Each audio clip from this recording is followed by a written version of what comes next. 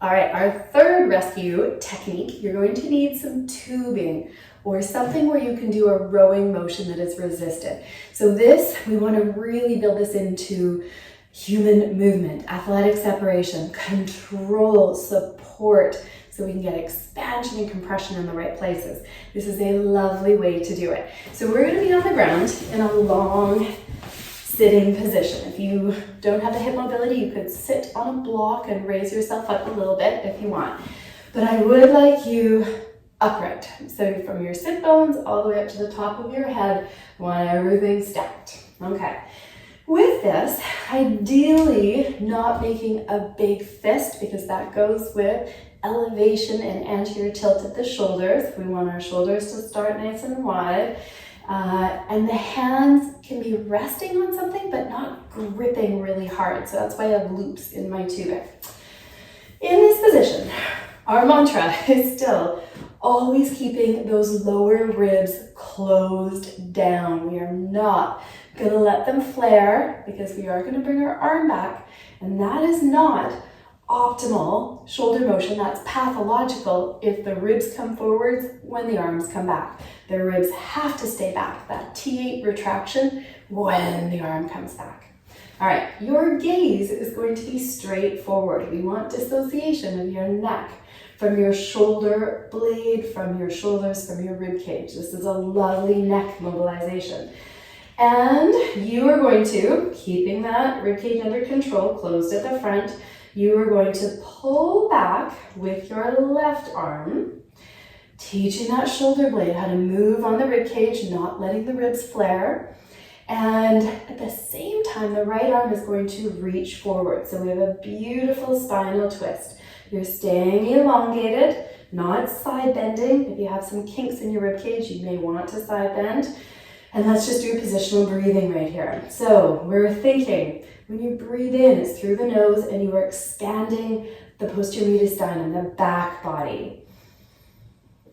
When you breathe out, you're closing down the front, getting that abdominal wall tone that anchors the ribs down to give the diaphragm a fixed point.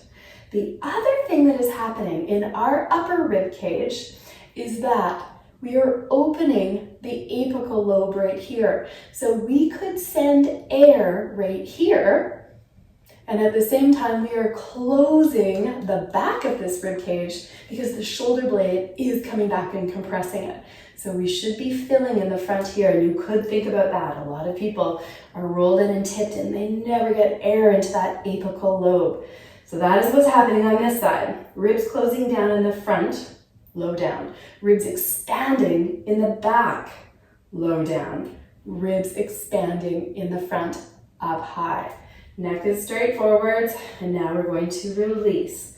Two other things with this. Number one, when you bring your arm back, the shoulder blade has to come back with your arm. Sometimes the arm comes back and the shoulder blade pops forward, or sometimes it even likes to escape up. So make sure when it's going back and forth that the shoulder blade moves with the arm and then it doesn't come up. Second thing, and my nemesis, is trying to get your head back on your spine.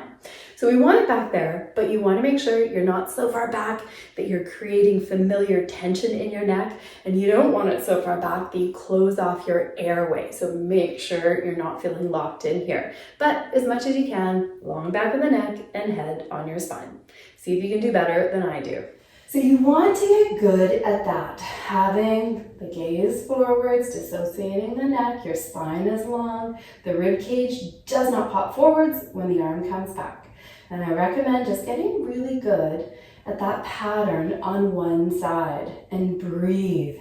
It is all about the inhale through the nose, but you have to have a proper exhale to get that inhale. Nice, and releasing.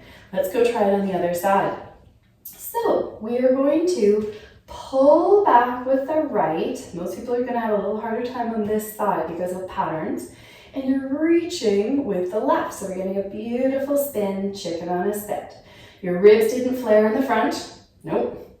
And you were inhaling into that back body through the nose. And just emphasize that exhale a little longer, trying to regain that fixed point in the front, bringing the ribs down. You could also think about breathing into the right apical lobe. So that's across the front of the shoulder on the right side.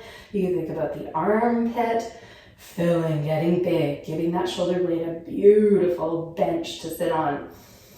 Posture comes from strong rib cage, not from doing I's and T's and Y's. Good. Now, let's release this. We'll do one more on this side. Starting again. So that right one, pulling back. Dissociating your neck from your rib cage, letting your shoulder blade move on the rib cage without the rib cage going into that pathological pattern. Enjoy the inhale. And then we want to be able to alternate. So let's try, see if we can do, pull back on the left, reach with the right. Good. And then switch in, pull back on the right, reach with the left. Pure spin, staying elongated, neck is gazing forwards. Anybody recognize this movement?